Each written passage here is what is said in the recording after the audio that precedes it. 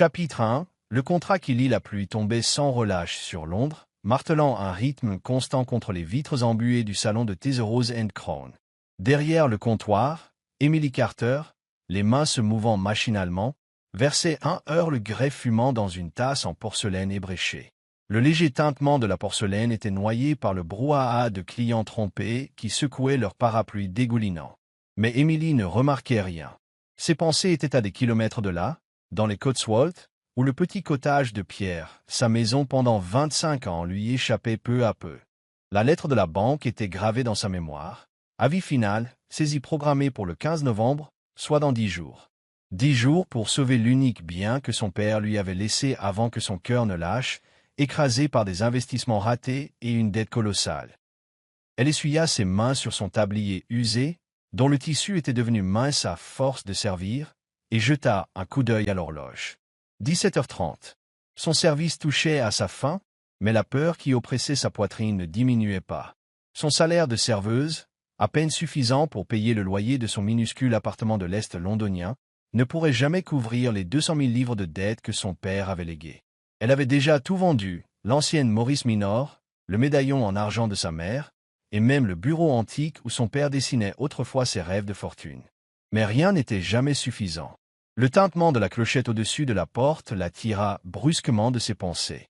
Elle releva la tête, s'attendant à voir un autre client ruisselant de pluie. Mais à la place, un homme entra. Il n'avait rien à faire là. Grand, les épaules larges, il portait un pardessus noir impeccable, constellé de gouttes de pluie, dont la valeur devait largement dépasser le salaire annuel d'Emily. Ses cheveux sombres étaient soigneusement plaqués en arrière, bien qu'une mèche rebelle tombe sur son front, et sa mâchoire était aussi affûtée que taillée dans le marbre. James Harrington. Inutile de l'entendre décliner son identité pour savoir qui il était. Son visage avait déjà fait les gros titres de suffisamment de tabloïds, toujours un verre de champagne à la main et une femme différente au bras. PDG de Harrington Enterprises, playboy notoire, et désormais, énigme débarquant dans son salon de thé. Il balaya la pièce du regard, ses yeux gris froids et inquisiteurs, puis s'arrêtèrent sur elle. Emily se redressa, un léger malaise nouant son estomac. « Puis-je vous aider ?» demanda-t-elle, la voix assurée malgré le léger tremblement de ses mains. James ne répondit pas immédiatement. Il s'avança vers le comptoir avec la confiance de celui qui se sent maître des lieux, ses chaussures impeccables résonnant sur le plancher usé. Vu de près, il était encore plus imposant, près d'1,80 m, solidement bâti, et une aura d'autorité qui rendait la pièce plus étroite. « Emily Carter » lança-t-il d'un ton sec, comme pour tester la sonorité de son nom. Elle hocha la tête, s'essuyant de nouveau les mains, bien qu'elles fussent déjà sèches. « C'est moi. On se connaît? Non » rétorqua-t-il en retirant lentement un gant de cuir, avec un soin délibéré. « Mais je vous connais, ou plutôt, je connais votre situation. » Il sortit de son manteau un dossier fin et le déposa sur le comptoir dans un bruit feutré. « Les dettes de votre père, la maison dans les Cotswolds, la banque qui va tout saisir, n'est-ce pas ?» Elle sentit sa respiration se bloquer, la honte lui montant aux joues. « Comment? Je me tiens informé, » coupa-t-il, la voix aussi douce que tranchante. « Et j'ai une proposition à vous faire. » Les yeux d'Emily se plissèrent. « Je ne veux pas de charité. »« Parfait, » répondit-il, esquissant un léger sourire presque moqueur. « Je n'en propose pas. » Il se pencha, posant un coude sur le comptoir, son regard s'accrochant au sien avec une intensité qui la mettait mal à l'aise. « Je règle vos dettes, les 200 000 livres. La maison reste à vous, sans aucune condition, sauf une. » « Look her, dit Emily Essembala. Quel est le piège? » Le sourire de James s'évanouit, laissant place à un air froid, calculateur. « Épousez-moi. » C'était comme un coup de tonnerre. Elle cligna des yeux, le cerveau peinant à donner un sens à ses mots. « Pardon? Vous avez très bien entendu, » répliqua-t-il, impassible. « Un mariage contractuel, pour 1 an. » Il marqua une pause, comme pour peser l'effet de sa déclaration. « Pas d'amour, pas de sentiment. Just an accord. Et en échange, vous effacez vos dettes. » Elle le dévisagea, incrédule, attendant un trait d'humour qui ne vint pas. « Pourquoi moi ?» finit-elle par souffler. « Vous êtes James Harrington. Vous pourriez avoir n'importe qui. » Il inclina légèrement la tête, l'air de la jauger comme un énigmatique casse-tête. « Parce que ma grand-mère, Lady Margaret, est en fin de vie.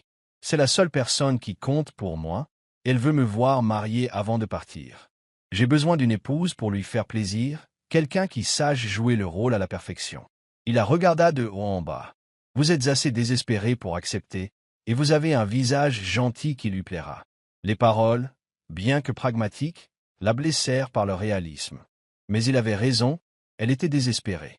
Et après 1 an, vous partez libre, répondit-il simplement. Dettes effacées. Nous divorçons. On ne se revoit plus. Elle croisa les bras, sentant la pression de son tablier chiffonné contre sa poitrine. Et vous vous attendez à ce que je fasse semblant de vous aimer devant votre famille, devant ma grand-mère, rectifia-t-il. Les autres m'importent peu. Faites-la sourire, c'est tout ce que je demande. Son ton était détaché, comme s'il négociait un contrat banal. La clochette tinta à nouveau, annonçant un autre client, mais Émilie n'y prêta pas attention. Son esprit était en ébullition. C'était insensé, épouser un inconnu, un homme dont la réputation crie, ennui. Mais quelle alternative? Perdre la maison, le seul souvenir de son père. Elle revit les lettres glaciales de la banque, ses nuits blanches, le poids de l'échec lui écrasant les épaules. « Il me faut du temps pour réfléchir », lâcha-t-elle enfin, d'une voix légèrement tremblante. James fit glisser une carte de visite sur le comptoir, où ses initiales brillaient en lettres dorées. « Vous avez jusqu'à demain. Appelez-moi quand vous serez décidé. » Il tourna les talons pour partir, puis s'arrêta, jetant un dernier regard par-dessus son épaule. « Ne tardez pas trop, Émilie. La banque ne vous attendra pas. » La porte se referma avant qu'elle ait pu répondre, ne laissant derrière lui que l'écho de ses pas et le dossier sur le comptoir.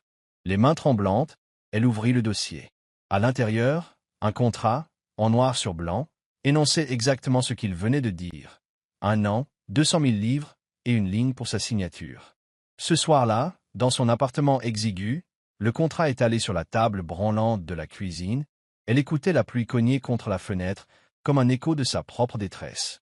Elle avait supplié plutôt son propriétaire de lui accorder un délai pour le loyer, mais il s'était contenté de rire. « Paye ou fais tes valises, ma fille. » Elle n'avait plus personne, plus de famille, pas d'amis suffisamment riches pour l'aider, seulement ce marché fou que James Harrington lui proposait.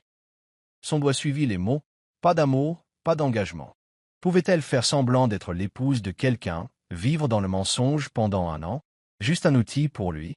Puis elle songea à Lady Margaret, une vieille dame mourante qui voulait simplement voir son petit-fils heureux. Émilie connaissait la perte. La mort de son père l'avait brisée. Si elle pouvait apporter un peu de paix à une inconnue, fût-ce un bref instant, n'était-ce pas une bonne raison? Au matin, la décision était prise.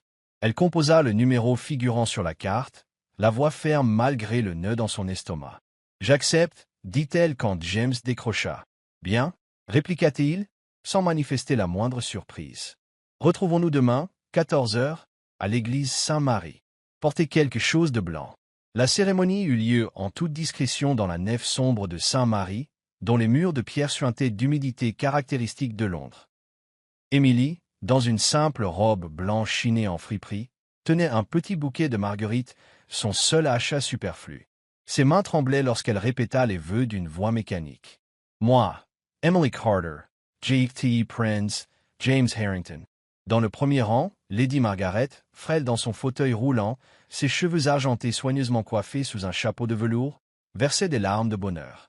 Son sourire illuminait son visage ridé. « Mon garçon, » murmurait-elle en serrant la main d'Émilie après la cérémonie. « Vous me comblez de joie. » Émilie lui rendit un sourire timide, la gorge nouée devant tant de chaleur. Pour un instant, elle oublia le contrat, la dette, l'homme froid à ses côtés. Elle se dit qu'elle faisait ça aussi pour l'éclat de joie dans le regard d'une inconnue. James, se tenant en retrait, gardait un visage impassible. Pourtant, ses yeux gris semblèrent s'adoucir fugacement lorsque Margaret attira Émilie dans une étreinte fragile. Comme une faille dans sa carapace de glace, vitre fermée. Lady Béatrice, la mère de James, se tenait à l'arrière de l'église, enveloppée dans un manteau de fourrure qui respirait l'opulence et le mépris. Elle n'avait pas prononcé un mot de toute la cérémonie, mais sa présence était un nuage sombre. Au moment de partir, elle s'approcha d'Émilie, la voix basse et venimeuse. « Une fille sans le sou n'a pas sa place dans notre monde, » cracha-t-elle. Émilie sentit la colère et la honte lui brûler les joues, mais James s'interposa avant qu'elle ne réponde. « C'est ma femme, mère, » dit-il froidement. C'est tout ce qui compte.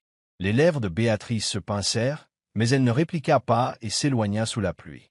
Émilie jeta un regard à James, cherchant une explication, mais il se contenta de remettre ses manchettes en place, l'air indifférent. « Allons-y » lança-t-il en s'éloignant. « Grand-mère nous attend. » Ils roulèrent en silence jusqu'aux Penthouse de Mayfair, une forteresse de verre et d'acier dominant la ville.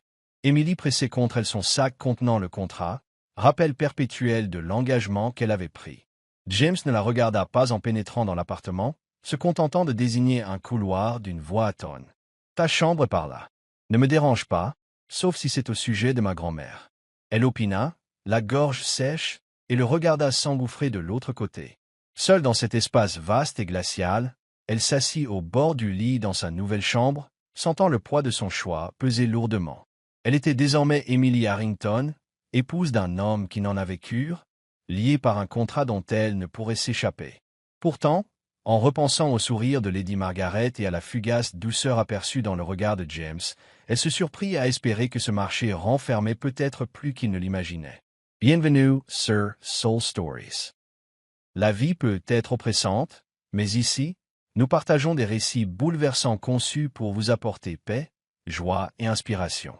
Votre soutien, chaque commentaire, j'aime et abonnement représente énormément à nos yeux. Cela nous encourage à créer davantage d'histoires émouvantes et profondes rien que pour vous. Notre dernier récit vous a touché? Laissez « Je suis heureux » en commentaire si vous êtes d'accord. Abonnez-vous dès maintenant et rejoignez une communauté qui propage amour, bienveillance et positivité. Rendons chaque jour un peu plus doux, ensemble. Chapitre 2.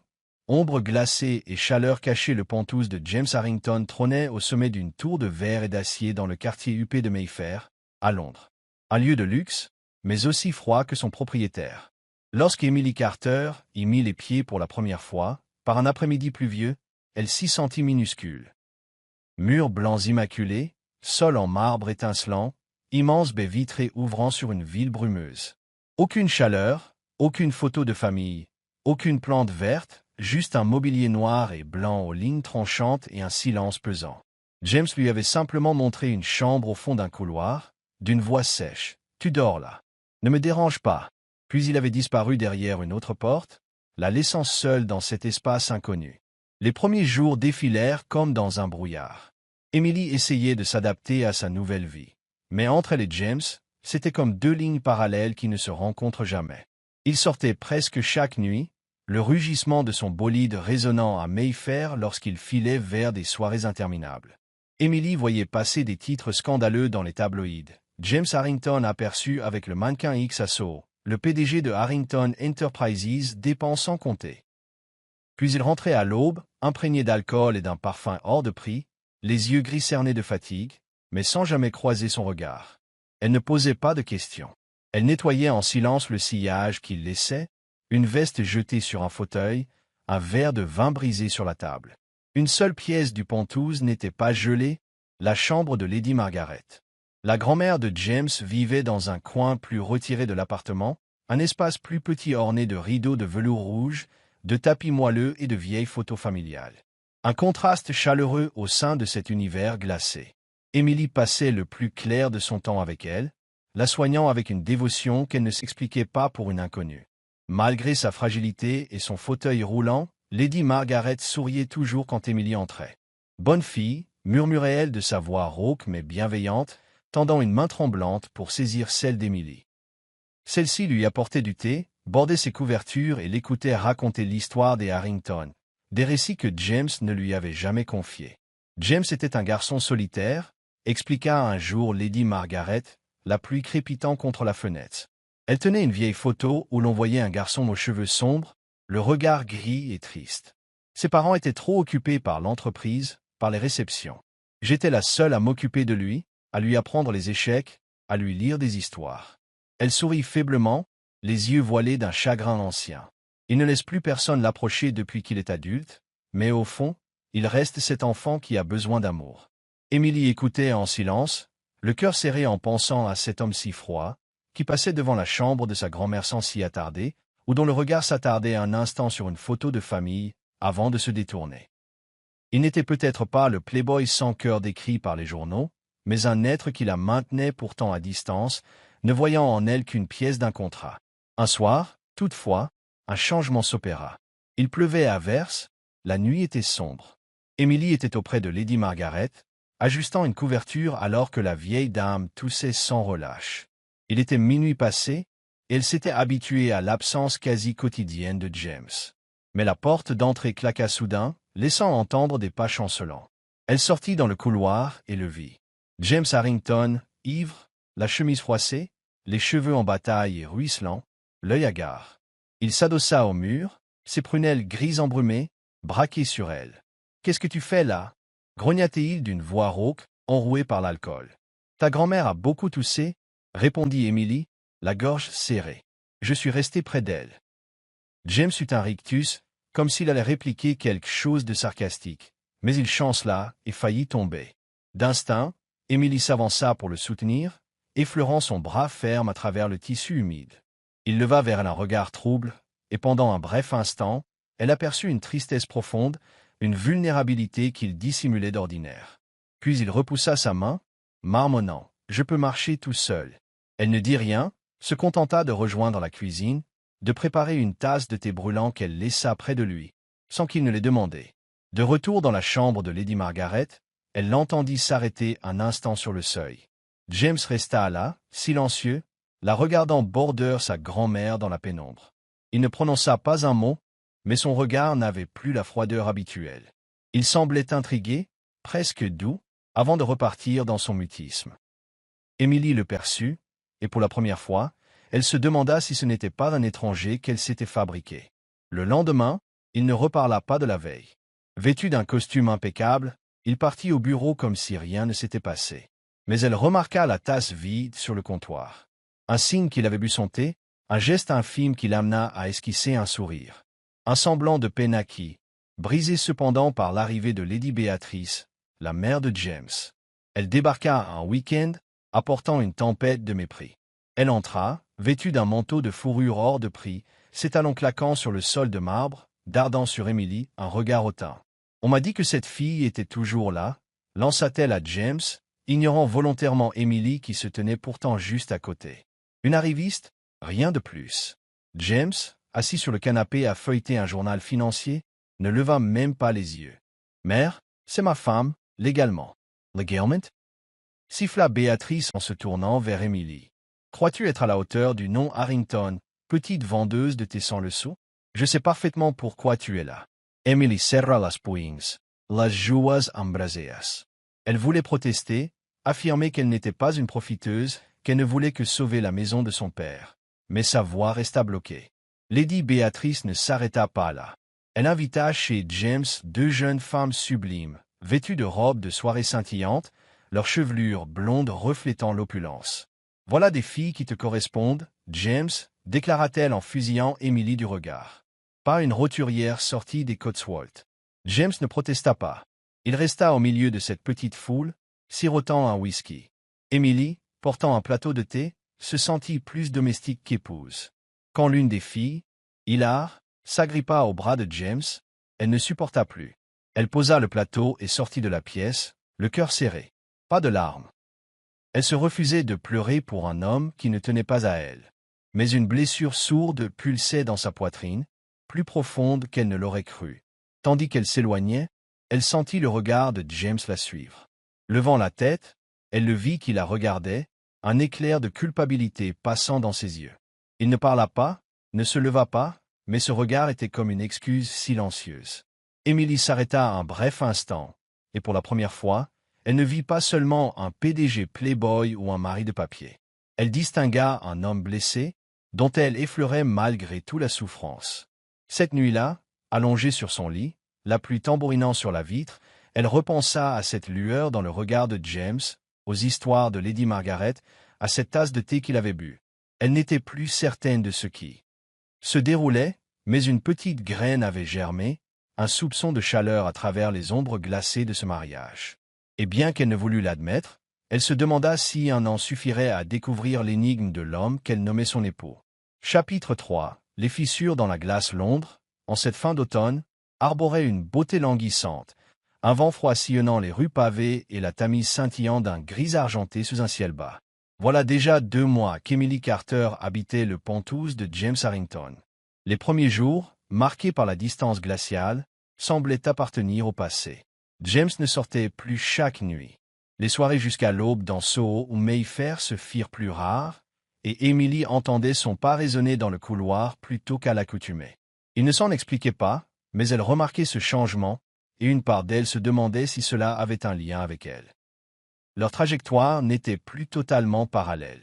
James apparut de plus en plus souvent lorsqu'Emily s'occupait de Lady Margaret. Un après-midi où la pluie avait cessé et où un pâle soleil perçait, il suggéra de promener sa grand-mère le long de la Tamise. « Elle aime bien l'air frais », dit-il d'un ton neutre, comme si l'idée lui était venue par hasard. Emily acquiesça, poussant le fauteuil roulant de Lady Margaret hors de l'appartement, James à ses côtés, les mains dans les poches de son manteau, le regard gris porté au loin. Sur les berges du fleuve, le vent joua dans les cheveux d'Emily, et elle sourit en voyant Lady Margaret indiquer un groupe de canards barbottant près du pont de Westminster. James adorait leur jeter du pain quand il était petit, raconta-t-elle d'une voix brisée par l'âge. Il balançait tout un pain entier, puis se fâchait quand je disais qu'une simple poignée de miettes suffisait.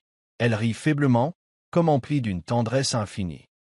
Emily jeta un coup d'œil à James, attendant une moquerie ou un démenti, mais à la place, il esquissa un mince sourire, fugitif mais sincère. « Je n'étais pas grognon, marmonna-t-il, la voix basse. Je pensais que les canards méritaient plus. » Emily laissa échapper un rire spontané, et James posa alors sur elle un regard plus doux qu'à l'accoutumée. Ses yeux n'avaient plus cette froideur coutumière, et ils brillèrent légèrement, comme si son rire avait touché quelque chose de caché en lui.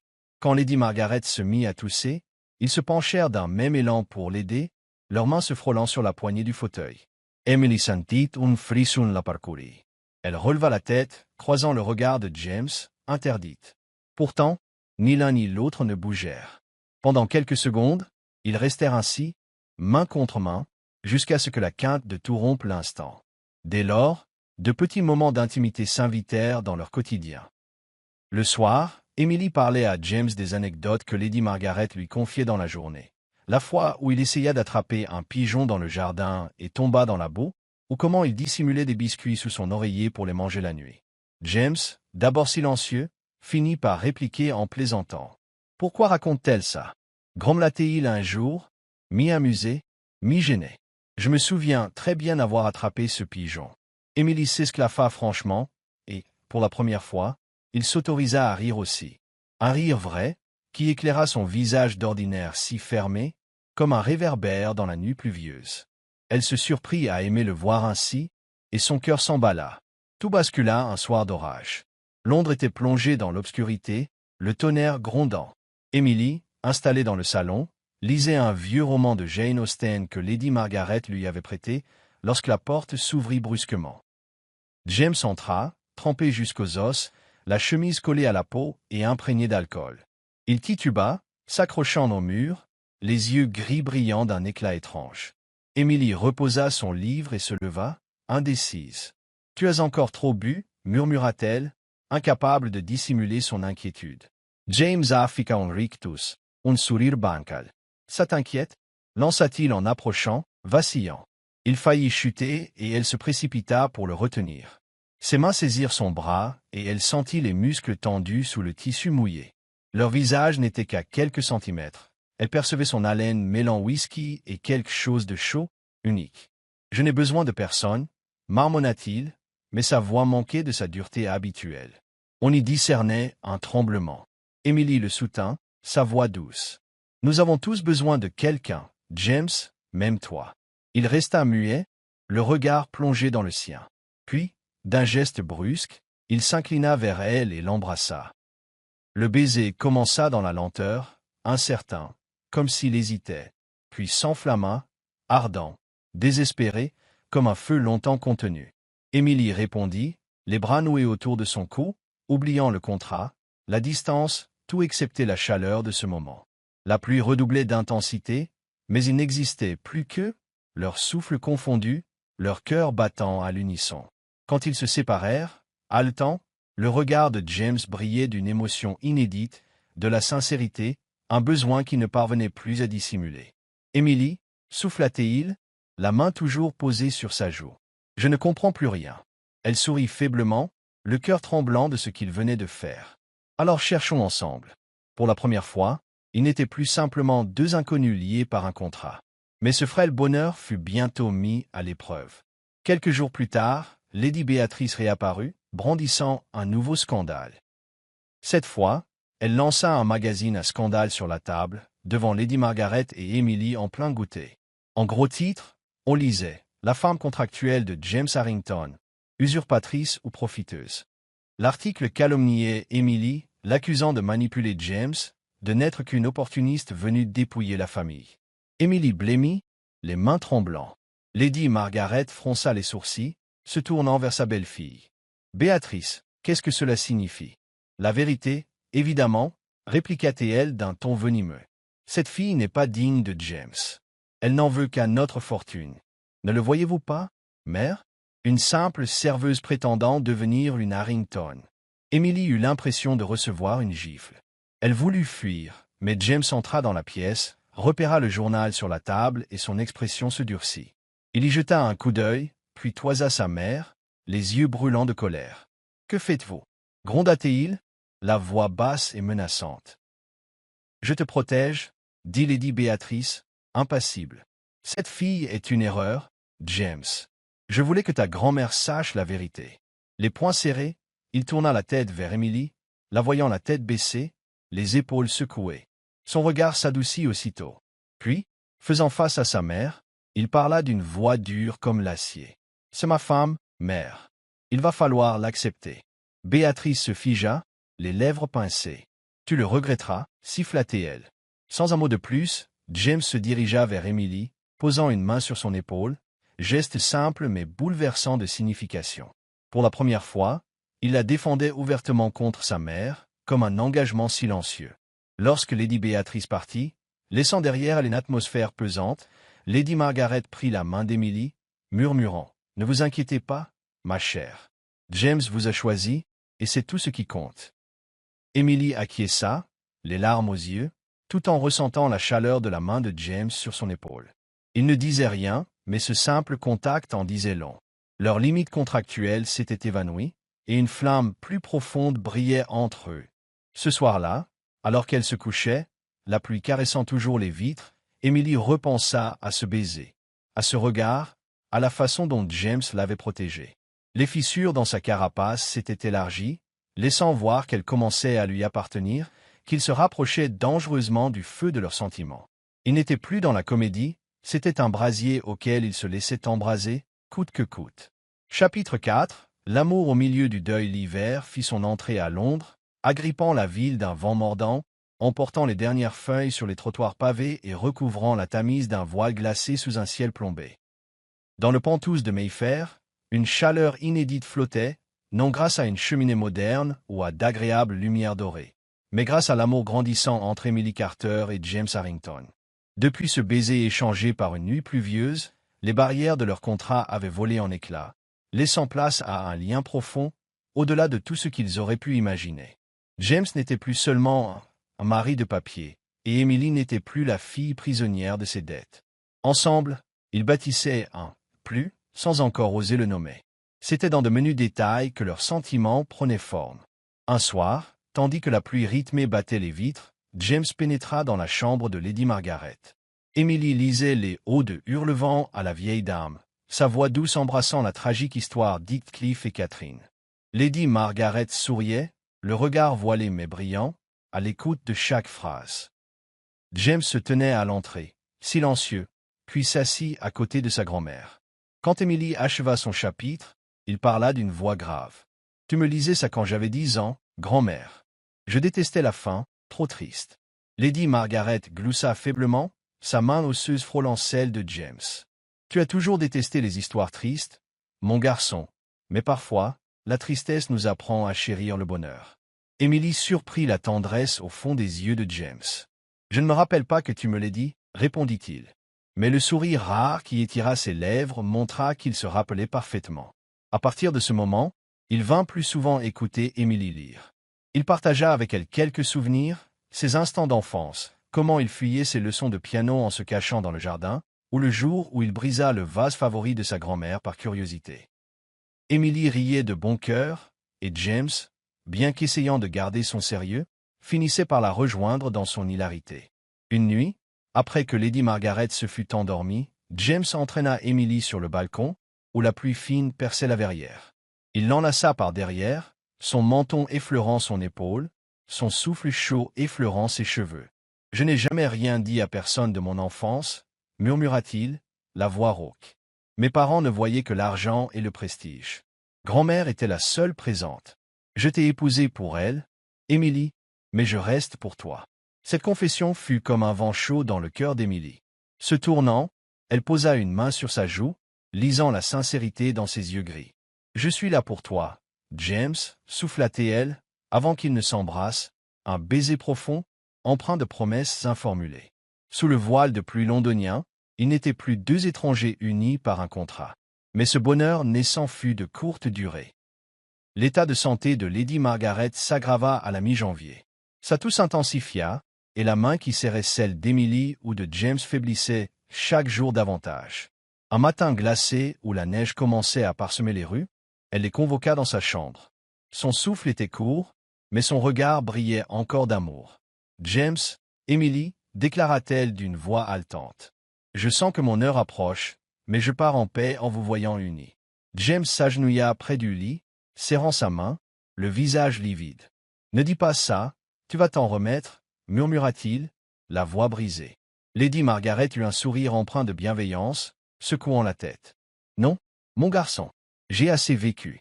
Promets-moi juste une chose, aime Emily. Elle est ton cœur, à présent. » Elle tourna son regard vers Emily, le sourire doux. « Tu es le plus beau cadeau que j'ai reçu, avec James. » Les larmes inondèrent le visage d'Emily. « Je prendrai soin de lui, grand-mère, j'en fais le serment. » Lady Margaret inclina la tête, puis ferma les yeux, son souffle s'amenuisant. James la tenait, la suppliante. Mais elle ne rouvrit pas les yeux. Son dernier soupir brisa le silence, emportant sa présence. Le monde de James s'effondra. Il sortit en titubant, sans un mot. Emily entendit la porte de sa chambre claquer, puis plus rien. Elle aurait voulu le suivre, le consoler, mais il fuyait sa douleur. Elle resta près du lit, organisant les funérailles avec un calme mécanique, même si son propre cœur saignait en perdant cette femme qui avait tant compté pour eux. 3 jours après l'enterrement, James ne sortait toujours pas de sa chambre. Il ne mangeait pas, ne buvait pas, ne répondait pas aux coups qu'Emily donnait à la porte. Le cœur serré, elle s'acharnait à rester auprès de lui, derrière la cloison, à veiller, en vain. Une nuit, alors que la neige recouvrait les toits, elle apporta un plateau avec du thé et des toasts, frappant encore. « James, tu ne peux pas continuer ainsi. Grand-mère n'aurait pas voulu ça. » Pas de réponse. Elle s'assit alors au sol, adossée à la porte, et se mit à raconter les histoires que Lady Margaret lui avait confiées. « Elle m'a parlé du jour où tu es tombé d'un arbre en essayant de récupérer un nid d'oiseau. Tu as pleuré toute la journée. Elle disait que tu étais têtu, mais avec un grand cœur. Elle t'aimait plus que tout, James, et je sais qu'elle croyait en toi. » La porte s'ouvrit soudain. James apparut, le visage ravagé, les yeux rougis, les cheveux en bataille, maigris par le chagrin. Il la fixa, puis s'écroula dans ses bras, sanglotant comme un enfant. « Je ne peux pas la perdre, » murmura-t-il, la voix déchirée. « Je ne peux pas te perdre, toi non plus, Emily. » Elle le serra, les larmes aux yeux. « Tu ne me perdras pas. Je suis là, James, je suis là. » Ils restèrent sur le sol glacé du couloir, enlacés, unis dans leur souffrance. Leur amour se scella dans cet instant. Un amour forgé par la peine, au-delà de tout contrat, de toute façade. Mais l'obscurité n'avait pas totalement dit son dernier mot. Lady Béatrice, la mère de James, perçut une faille dans la douleur de son fils. Une semaine après les funérailles, elle revint, déterminée. Elle arriva dans le salon où Emily s'occupait des affaires de Lady Margaret et jeta un journal sur la table. Les gros titres affirmaient « James Harrington va divorcer après la mort de sa grand-mère. » « J'ai tout dit à la presse, » déclara Béatrice, glaciale. « Cette fille est un poison. Regarde ce qui est arrivé à ma mère. » Débarrassant. Emily, incapable d'articuler un mot, parcourut l'article, y lisant 1000 calomnies. Elle voulut rétorquer, mais ses lèvres restèrent scellées. Lady Béatrice poursuivit. J'ai trouvé quelqu'un d'autre pour toi. James, la fille Sinclair, riche, respectable. Bien mieux qu'elle. James, qui venait de paraître dans l'embrasure de la porte, le visage toujours marqué par le deuil, sentit la colère l'envahir. « Qu'est-ce que tu racontes » siffla-t-il, la voix chargée de menaces. « J.E.T.E. protégé, Martella Beatrice. Cette fille a apporté la mort dans notre famille. Tu ne vois pas » James serra les poings, froissant le journal entre ses doigts. Il regarda Emily, la voyant en pleurs, tête baissée. Puis il se tourna vers sa mère, la voix aussi tranchante que l'acier. « Emily est la seule raison pour laquelle je tiens encore debout. Grand-mère l'aimait, moi aussi. Tu veux que je la quitte? Jamais. » Béatrice resta coite, le visage fermé. « Tu le regretteras, lança-t-elle, avant de s'en aller. James rejoignit Emily, la prenant dans ses bras, l'étreignant fermement. Il ne dit rien, mais ce geste la protégeait. D'instinct, elle comprit qu'il ne l'abandonnerait pas, peu importait la douleur, les menaces, les rançéures. Ils survivraient ensemble. Ce soir-là, allongés côte à côte, ils écoutèrent la pluie frapper les vitres. James caressait la main d'Emily, murmurant « Grand-mère avait raison, c'est toi mon cœur. » Elle sourit, les larmes encore au bord des yeux, mais remplie cette fois d'une joie tranquille. Un amour forgé dans la perte, et qu'aucune adversité ne pourrait éteindre. Chapitre 5. Une famille fragile. Le printemps illumina Londres de fines pluies et de rayons de soleil timides, comme une promesse de renouveau. Dans le Penthouse de Mayfair, Emily Carter, les mains tremblantes, regardait un test de grossesse. 2 traits rouges apparents, son cœur s'emballa, entre bonheur et crainte. Depuis des semaines, elle s'en doutait. Son corps changeait, les nausées matinales, la fatigue persistante, un sentiment étrange mais doux. Et à présent, c'était sûr, elle était enceinte, l'enfant de James Harrington et d'elle-même, un homme qui, jadis, n'était qu'un mari de papier, et qui était devenu l'amour de sa vie. Elle rejoignit le salon, où James lisait son journal financier. Un rayon de lumière traversait la baie vitrée, illuminant ses traits. Il leva les yeux, intrigué. « Pourquoi me regardes-tu comme ça » demanda-t-il, la voix basse et pourtant douce, loin de l'homme glacé du premier jour. Emily inspira. « James, je suis enceinte. » Il se figea, le journal glissant de ses mains sur le sol. Durant un instant, elle craignit une mauvaise réaction, la peur qu'un bébé vienne troubler sa liberté. Mais il se leva d'un bond, franchit l'espace qui les séparait et la serra fort dans ses bras, le souffle chaud dans ses cheveux. « Vraiment » murmura-t-il, la voix étranglée par l'émotion. Elle acquiesça, et il sourit, un sourire radieux qui inonda la pièce. « Toi et ce bébé, vous êtes tout pour moi. » Les semaines suivantes furent remplies d'espoir. Ils préparèrent ensemble la chambre du bébé dans le Penthouse, peignant les murs en bleu pâle, la teinte du ciel de Londres quand la pluie s'efface, plaisantait James. Il traça même un petit nuage sur le mur, manquant de peu de tout gâcher avec un gros pâté de peinture. Emily riait, essuyant la tache sur son visage, et il l'attira à lui pour l'embrasser au milieu des meubles en désordre. Il rêvait de leur avenir, d'une petite famille. James avait abandonné définitivement son mode de vie nocturne, posant chaque soir une main sur le ventre d'Emily, murmurant à l'enfant qu'il serait la plus belle chose au monde. Mais la joie tourna au cauchemar. Oliver Harrington naquit un jour d'août pluvieux, 3 semaines trop tôt. Quand Emily se réveilla dans la chambre d'hôpital, elle ne perçut pas les pleurs de son bébé, juste le bip des machines et l'expression grave du médecin. « Votre fils a une malformation cardiaque » annonça-t-il. « C'est très grave. Nous ignorons est-il survivra. » Emily eut l'impression qu'on lui arrachait le cœur. James, debout à ses côtés, serrait les poings, le visage livide de choc. « Non » souffla-t-il, la voix tremblante. Il quitta la pièce, et elle entendit sa colère éclater dans le couloir, se disputant avec le médecin, impuissant et terrifié. On emmena Oliver dans un service de soins intensifs, un bébé minuscule sous perfusion et câble enchevêtré. Emily et James se relayaient à son chevet, le regard rivé sur ce petit être frêle. Les premiers jours furent un enfer. Chaque son, chaque alarme était comme un couteau dans leur cœur. James, autrefois si sûr de lui, semblait brisé. Un soir où le médecin pronostiqua qu'Oliver ne passerait peut-être paix. À la semaine, James s'effondra dans ses bras, inondant son épaule de larmes. « Je ne peux pas le perdre » sanglota-t-il, la voix brisée. « Pas encore. » Emily, elle aussi dévastée, le serra fort. On va se battre, ensemble, répondit-elle, malgré la peur qui la rongeait. Ils se lancèrent dans un combat pour la vie d'Oliver. Emily, malgré son épuisement, veillait nuit et jour à la couveuse, chantant doucement pour lui, même si sa voix tremblait. James, lui, abandonna tout le reste, se consacrant à son fils. Il restait des heures à côté de l'incubateur, racontant au bébé des histoires de son enfance, comment il courait dans le jardin sous l'œil bienveillant de sa grand-mère. « Sois fort, comme elle, » murmurait-il, la voix enrouée. « J'ai besoin de toi. » La tragédie culmina un soir d'orage, Londres plongée dans la pénombre, le tonnerre déchirant le ciel. Au service intensif, Oliver cessa de respirer. Les machines se mirent à hurler, alarme stridente qui écrasa le silence, et Emily et James sentirent leur univers s'effondrer. James resta figé, les yeux agrandis, comme vidés de toute vitalité, revoyant la mort de Lady Margaret. Il serra les poings sans blesser. « Non » murmura-t-il, sa voix se brisant, impuissante.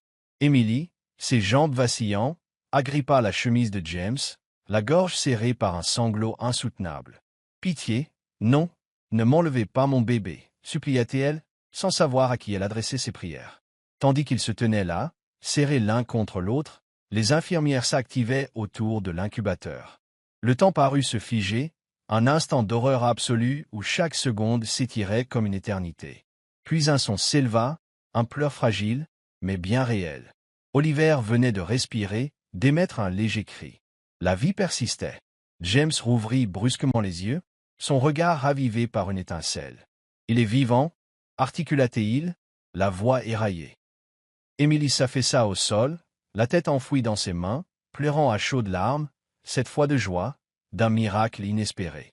Les soignants ressortirent, soulagés, et le médecin offrit un sourire épuisé. « Il est stable. Nous allons tenter une opération. » James releva Emily, la serrant contre lui, ses larmes se mêlant aux siennes. « On y est arrivé.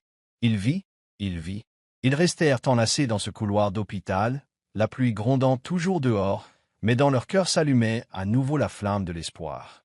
Chaque jour où Oliver survivait soudait plus encore leur amour. Il n'était plus le fruit d'un arrangement, mais une famille unie par les larmes et l'espérance. « Je ne sais pas ce que je ferais sans toi » murmurait souvent James la nuit, la tenant contre lui. « Nous ne faisons plus qu'un, James, » répondait-elle, et il souriait dans l'obscurité. Cependant, un autre orage couvait. Lady Béatrice profita de la faiblesse de James et Emily pour revenir à la charge.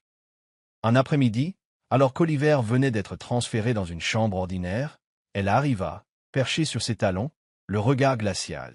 Elle observa l'enfant endormi, relié à quelques machines, puis se tourna vers Emily avec un rictus. « Un pauvre petit infirme, » lâcha-t-elle. « Même ça, tu es incapable de le faire correctement. Pas vrai? Une honte pour la lignée Harrington. » Emily serra les dents, le cœur meurtri. Elle aurait voulu hurler, mais James prit les devants. Il s'avança, la voix grondante. « Tais-toi, » rétorqua-t-il, le regard étincelant de colère. « Emily m'a donné plus que tu ne l'as jamais fait. Elle est la mère de mon fils, celle qui m'a soutenu quand j'ai tout perdu. Et toi, tu ne sais que détruire. » Beatrice recula, choquée. « Tu oses? »« Oui, j'ose. Oliver est mon fils, et j'en suis fier. Fier de sa force, de sa lutte. Et Emily est ma femme, mon pilier. Si tu ne peux l'accepter, tu n'as plus rien à faire dans ma vie. » Le silence tomba, lourd. Lady Béatrice lança un dernier regard haineux à Emily, puis quitta la pièce. Emily, bouleversée, sentit James l'attirer contre lui, devant le berceau d'Oliver. « Je vous protégerai, » lui chuchota-t-il, la voix ferme. « Personne ne nous brisera. » Dans les mois suivants, après une opération réussie, Oliver recouvra lentement des forces. Certes, il demeurait fragile, mais son existence prouvait la puissance de l'amour. Emily et James n'étaient plus ces inconnus au contrat bancal. Ils avaient survécu ensemble aux nuits blanches, aux larmes, et leur flamme était devenue un bouclier inébranlable. Un soir, alors que la pluie s'écrasait sur la vitre de la chambre d'hôpital, James tenait Emily dans ses bras, veillant sur leur enfant endormi. « Tu es tout pour moi » souffla-t-il, la voix basse et tiède. « Et Oliver est notre miracle. » Emily enfouit son visage contre sa chemise, émue. « Nous formons une famille, James. Peu importe les épreuves, nous resterons ensemble. » Leur amour, éprouvé par la douleur et la joie, était désormais un lien indestructible. Oliver demeurait faible, Lady Béatrice rôdait encore, mais ni l'un ni l'autre ne pouvaient défaire ce qu'ils avaient construit. Chapitre 6. Le triomphe du véritable amour. L'été rayonnait dans les Cotswolds, inondant de soleil, d'où les champs verdoyants et promesses qu'après la rudesse de l'hiver, la lumière finit toujours par revenir. 5 ans s'étaient écoulés depuis ces heures sombres à l'hôpital, lorsque Emily Carter et James Harrington s'étaient étreints, priant pour la fragile vie de leur fils, Oliver. À présent, dans le petit cottage de pierre qu'ils avaient acquis dans cette campagne, la maison jadis menacée de saisie, régnait le rire et l'harmonie, en lieu et place du silence froid qui avait autrefois hanté leurs existences. Oliver Harrington, 5 ans, n'était plus le bébé frêle blotti sous des monceaux de câbles et de perfusion. L'opération cardiaque, réalisée 4 ans plus tôt, lui avait offert une chance de vivre, et l'amour indéfectible de ses parents l'avait porté à travers les difficiles étapes de sa convalescence. S'il restait menu, il avait hérité des yeux gris de James et du sourire doux d'Emily, symbiose parfaite de 2 âmes combattantes. Et surtout, il avait un talent musical inné, un don qui illuminait le quotidien de leur petite famille. Tout avait commencé un après-midi de pluie lorsqu'Emily avait installé le vieux piano familial dans la salle de séjour, un instrument venant de son père. Oliver, âgé de 3 ans, s'était hissé sur le tabouret, posant ses petits doigts sur les touches. Les premières notes étaient maladroites, mais il joua ensuite Twinkle, Twinkle, Little Star avec une émotion surprenante. Emily, bouleversée, appela James qui accourut. Il resta figé, debout sur le seuil, écoutant leur fils. Quand Oliver acheva sa comptine, il leva les yeux, radieux. « To amaze, maman. »« Papa. » James s'accroupit, enlaça son garçon, les larmes roulant sur ses joues. « J'adore, » chuchota-t-il, la voix étranglée. « Tu es un génie, mon fils. » Emily, la main sur la bouche, pleurait de bonheur. Elle se revoyait, jadis, craignant de le perdre dans cette chambre d'hôpital, et voilà qu'il répandait une lumière inimaginable. Dès lors, il progresse vite. À 5 ans à peine, il jouait du Mozart ou du Beethoven, ses doigts courant sur le clavier avec une profondeur émouvante. Emily et James décidèrent d'organiser un petit concert au village, dans la salle communale d'une bâtisse en pierre, aux bancs de bois et à la lumière dorée se faufilant par de hautes fenêtres. C'était un soir d'été, les champs de blé baignaient de reflets d'or. Les habitants, curieux de connaître cet enfant miraculeux, s'étaient rassemblés. Oliver, frêle en costume noir conçu sur mesure par James, prit place au piano. Le silence s'installa. Il entama Clair de lune de Debussy, une mélodie douce et profonde, évoquant la lune qui nimbe la Tamise, comme les nuits pluvieuses où James et Emily avaient surmonté tant d'épreuves. Emily, assise au premier rang, la main dans celle de James, pleurait en silence, chaque note résonnant comme un rappel des jours où ils avaient craint pour la vie d'Oliver. James, la tête baissée, sentit ses épaules tressaillir. Quand la pièce s'acheva, il se leva, applaudit le premier, suivi d'une ovation générale. Après la représentation, il attira Emily à l'écart, la serrant contre lui tandis que la salle vibrait encore de félicitations. « On y est arrivé » souffla-t-il, la voix vibrant. « Ensemble » Elle hocha la tête, souriante malgré ses larmes. « Ensemble » En ce moment précis, elle sut que leur amour, né d'un arrangement glacial, s'était mué en un brasier inextinguible, alimenté par chaque peine traversée. Pourtant, leur histoire ne concernait pas qu'eux, elle parlait aussi du pardon. Ce soir-là, Lady Béatrice, la mère de James, apparut au fond de la salle. Elle portait un manteau de fourrure luxueux, mais ses yeux étaient indéchiffrables. Emily s'éraillait. Elle se souvenait des paroles cruelles proférées autrefois. Une arriviste, un enfant pitoyable. Pourtant, lorsqu'Oliver descendit de scène en courant pour se jeter dans les bras de ses parents, Lady Béatrice avança de quelques pas, hésitante. James la remarqua, fronçant les sourcils. « Que fais-tu ici » demanda-t-il, la voix prudente. Sa mère regarda Oliver, qui se blottissait dans les bras d'Emily, puis Emily elle-même. « J'ai entendu parler du concert, » dit-elle, le ton posé. « You've all I've fear. »« Eh » insista James, tenant Emily près de lui. Béatrice demeura muette un instant, ses yeux glissèrent sur l'enfant, puis sur Emily. « Je me suis trompée, finit-elle par admettre, la voix basse. « Sur toi, Emily. J'ai eu tort de te juger indigne de mon fils ou de la famille Harrington. Elle adressa ensuite un bref regard à James. J'ai eu tort de ne pas te faire confiance. Emily, stupéfaite, ne trouva rien à dire. James se contenta de la regarder, encore méfiant. Lady Béatrice poursuivit. Ce garçon n'est pas une honte. C'est un prodige, et je vois votre amour. Il est plus vrai que tout ce que j'aurais pu imaginer. Désolé. Le silence tomba. Emily, la gorge nouée, finit par articuler. Merci. Cela compte beaucoup pour nous. La mère de James acquiesça sans sourire, mais son regard n'avait plus cette cruauté d'autrefois. Elle quitta la salle, mais sans amertume, comme un début d'acceptation. James enlaça Emily, murmurant. Je ne m'attendais pas à ça. Peut-être qu'elle a un cœur, glissa Emily, sa tête contre son torse. Elle le cachait seulement trop bien. Ils observèrent Oliver jouer avec les enfants du village. Pour la première fois, ils sentirent que leur famille existait vraiment, pas seulement eux deux, mais dans un passé redevenu possible. La vie devint paisible dans les Cotswolds. James allégea son rôle chez Harrington Enterprises, troquant la frénésie de Mayfair pour la quiétude de la campagne. Il bâtit une petite école de musique pour Oliver, un chalet en bois au toit rouge, pour enseigner le piano à d'autres enfants. Emily, elle, devenait institutrice, apprenant aux gamins du village à lire, à écrire, partageant les histoires qu'elle avait racontées à Oliver aux pires heures de l'hôpital. Il n'était plus l'otage d'un contrat, ni victime de l'hostilité ou de la souffrance. Il formait une famille, tournée vers l'avenir. Un après-midi où la pluie tombait à peine, James et Emily se tenaient sous l'auvent de leur cottage, admirant Oliver qui riait dans le jardin en courant après un papillon jaune. James, prenant la main d'Emily, l'attira contre lui, son souffle caressant ses cheveux. « Je n'aurais jamais cru mériter tout ça, » murmura-t-il. « Toi, Oliver, tout. » Emily posa la tête sur son épaule, sentant la chaleur de son pull. « Nous le méritons. Après tout ce qu'on a traversé, on s'est trouvés. » La bruine les enveloppait, mais elle n'avait rien de la froideur londonienne d'autrefois. C'était une pluie légère, témoin du chemin parcouru. Il songeait à Lady Margaret, celle qui, par un simple contrat, avait uni leur destin. Emily avait-elle demandé, et James l'avait fait, allant bien au-delà de ses espérances. Sous le ciel brumeux des Cotswolds, ils s'étreignirent, conscients que leur amour, forgé dans la douleur et la victoire, était devenu leur plus grande force.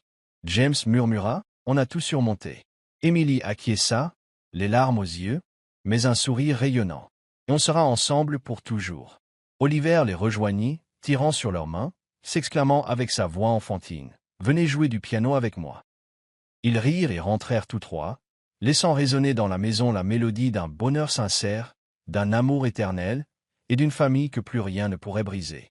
Ainsi, l'histoire d'Emily et James prouve que l'amour n'est pas qu'une émotion éphémère, mais une force durable, affermie par les épreuves. D'un froid contrat, ils ont découvert la sincérité, vaincu la perte par le réconfort, affronté l'adversité par la protection et bâti une famille par le sacrifice. Peu importe la rudesse de la vie, le véritable amour et le soutien réciproque seront toujours la lumière qui guide, transformant les cicatrices en étoiles dans la voûte du bonheur. Merci d'avoir suivi cette histoire sur la chaîne Soul Stories. Partagez vos impressions sur ce récit dans les commentaires.